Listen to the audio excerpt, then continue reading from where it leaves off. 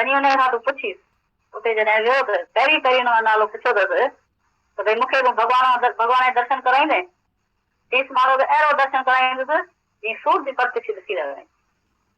मां तोखे ईअं दर्शन कराईंदुसि जीअं तूं ऐं मां वेठा पाण में ॻाल्हायूं। चई घटि में घटि मूंखे मां पागल त कोन आहियां, घटि में घटि हिकिड़ो ॼणो त मूंखे राइट माण्हू मिलियो आहे जंहिं चयो भॻवान जे दर्शन कराईंदुसि।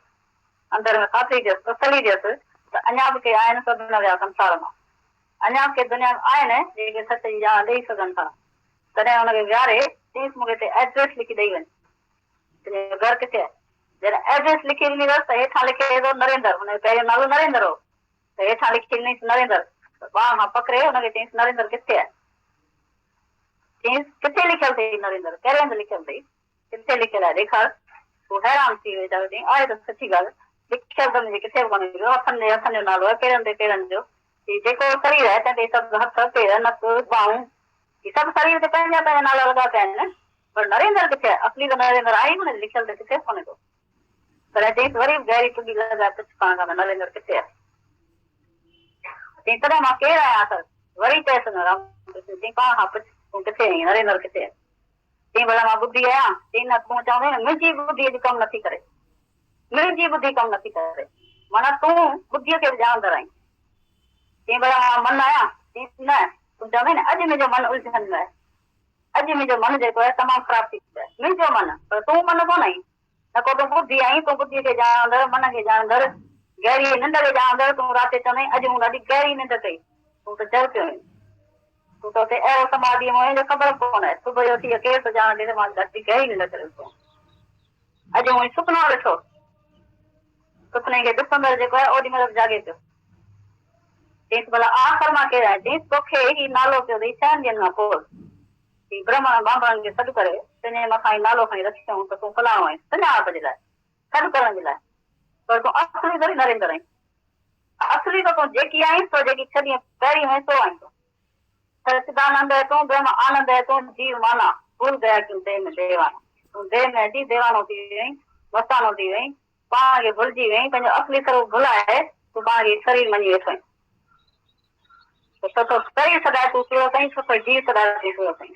हर हिकु जेको आहे शरीर में पंहिंजे नाम रूप में अहिड़ो त उलझी वियो आहे, अहिड़ो मुंझी वियो आहे जो पंहिंजो आदि स्वरूप खां विसरी वियो। गुरू अची वियो हुन आदि स्वरूप जी ॼाण ते। तव्हांखे ॿियो गुरू कुझु कोन ॾींदो आहे, पर आदि स्वरूप जी ॼाण जेका असां भुलिजी वई आहे, जेको असांखे पंहिंजो स्वरूप सफ़ा मिटनि माइटनि सभई विसारे छॾियो आहे, उहो विसारण जेको अथव तंहिं तव्हांखे दुखी कयो आहे। इन करे गुरू खे वरी वरी प्रगट थियणो पवंदो। असां अचनि ई इन करे था, ॿी का तव्हां भुल कान थी आहे, ॿी सॼी दुनिया जो तव्हांखे नॉलेज आहे, सभु अथव, पर हिकिड़ो नॉलेज तव्हां विसरी वियो आहे, तो गुरू अची वियो नॉलेज सभिनी यादि कराए। त केतिरी न तव्हां वॾे वॾी भुल थी वई आहे, पोइ ॿियूं साईं केॾियूं भुलूं खणी दुरुस्त करियो, पाण खे केतिरो बि शुद्ध पवित्र सम्झो, पर आत्मा खां केरु बि शुद्ध पवित्र थींदो ई कोन्हे।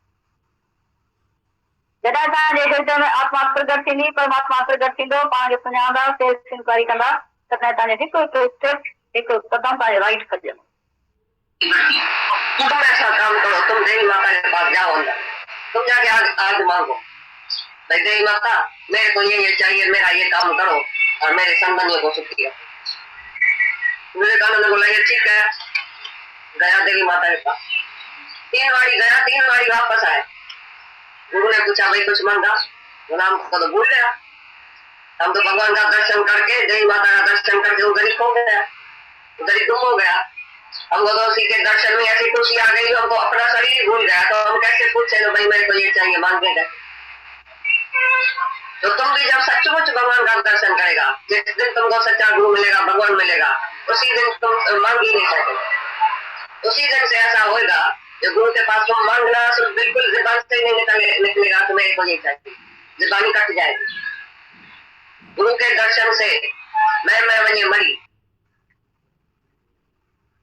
और जब भी तुम दुनिया में जाते हैं, उसी दिन भी ये बात चली थी, तुम तो वहीं शायद सुनते भी नहीं है, खुद तो सब अंदर में जैसे टेप भर जाती है और भरी भी हुई है। हमेशा विवेकानंद बोलता था, और गीता भगवान उसी बात को बार बार रिपीट करता है,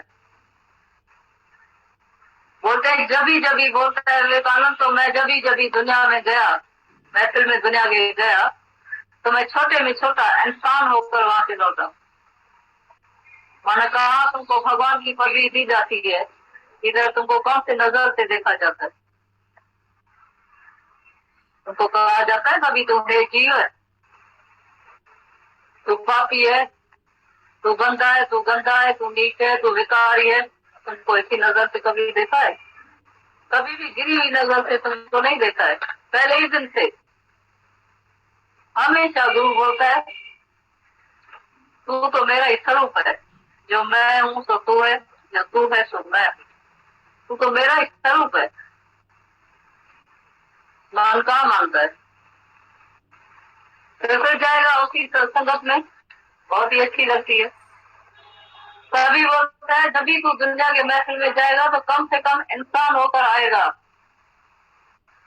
लौटेगा इंसान होकर। इधर तो तुम भगवान होकर बैठा है, ऊंचे से ऊंचा भवन, ऐसी तुमको पदवी गुरु दे देता है। और उसी पदवी से नीचे उतर के फिर दुनिया के महफिल में जब भी जाता है, चाची, मामी, मासी, फूफी, औरत, भाभी, किसी के कुछ बन जाते हैं।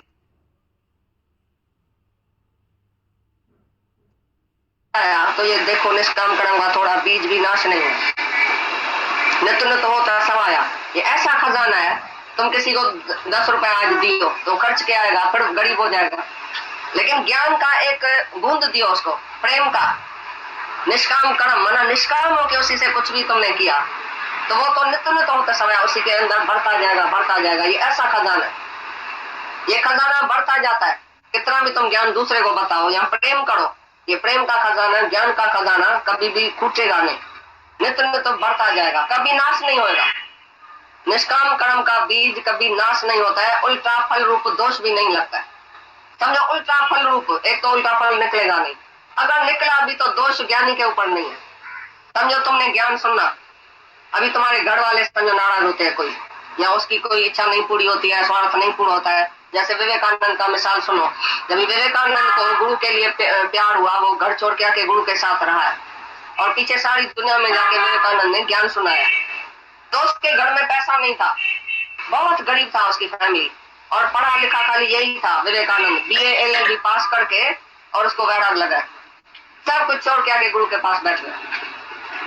जब गुरु के पास बैठा तो बार बार उसको ख्याल आता था पहले, भाई गुरु जी हमारे लिए कुछ आशीषा करो, तो हमारे घर वाले तो बेचारे अच्छी तरह से चले, मैं ही एक कमाने वाला, मैं ही एक खिलाने वाला, उसको मैं आके तुम्हारे पास बैठा हूँ, हमारा घर कैसे चलेगा? रामकृष्ण दास था अंदर में, तो ये बेवकूफ अहंकारी समझता है घड़ी हम चलाएगा। भगवान कहाँ है? भगवान जो सबको खिलाने वाला है, तो ये कौन होता है अहंकारी जो बोलता है मैं खिलाऊंगा? उसको बोलता था तुम जाके काली माता से मांगो।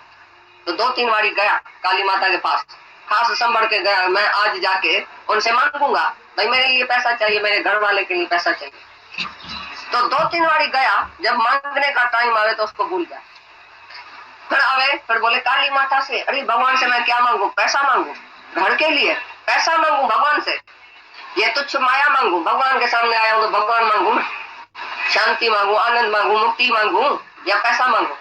फिर बेचारे को पैसा भूल जाता।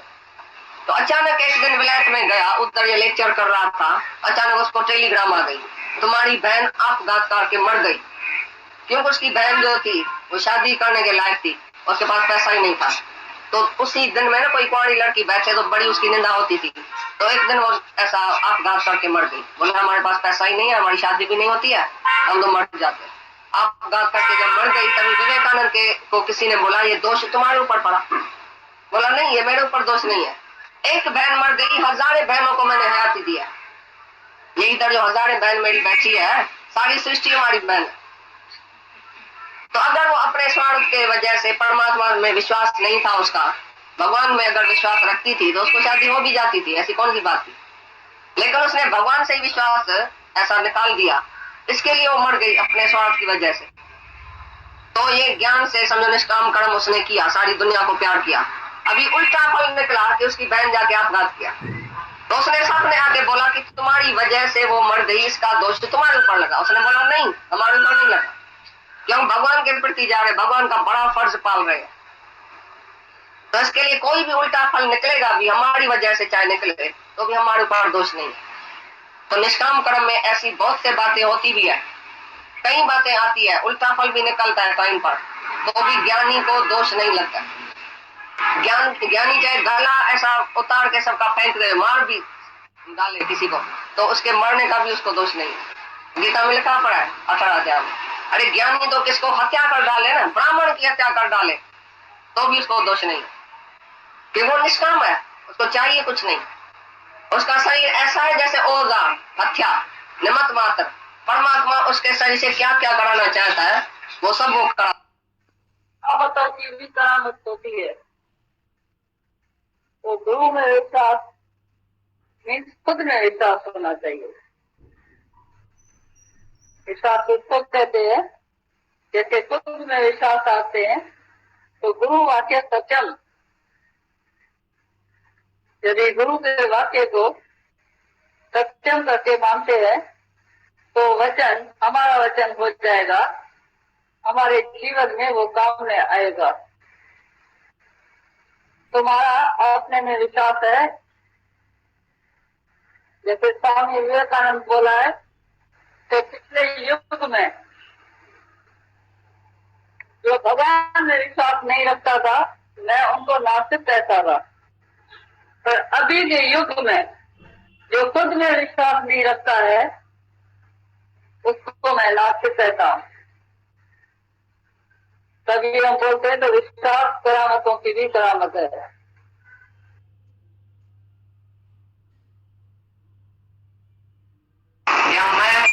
कुछ भी नहीं है, कुछ भी तुमको हासिल नहीं होगा, ये झूठी करामतों की भी करामत होती है।